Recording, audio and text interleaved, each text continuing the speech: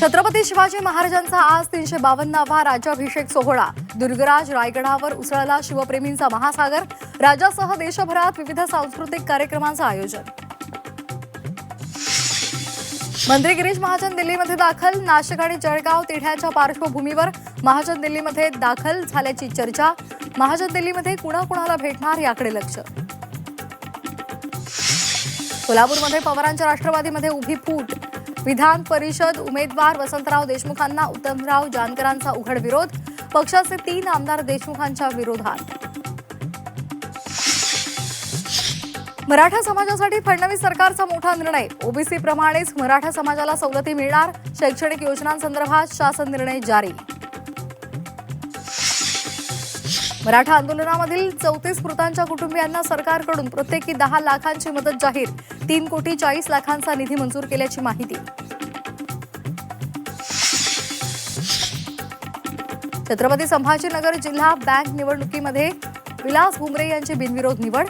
भुमरे यांच्या कार्यकर्त्यांकडून आनंद साजरा।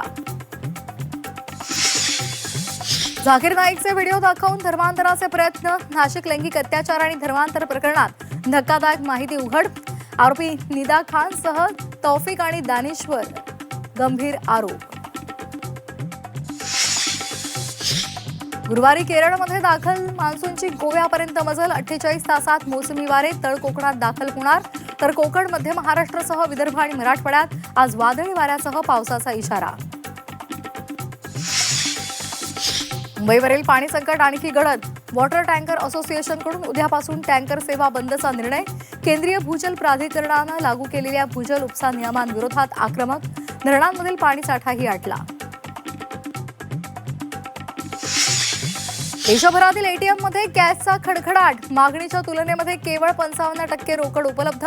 महाराष्ट्र ग्रामीण भागामध्ये फटका। भारत आणि अफगाणिस्तान यांच्यामध्ये न्यू चंदीगड इथे एकमेव कसोटी सामना। मायदेशात होणाऱ्या कसोटी सामन्यावर वर्चस्वाचं टीम इंडियाचं लक्ष।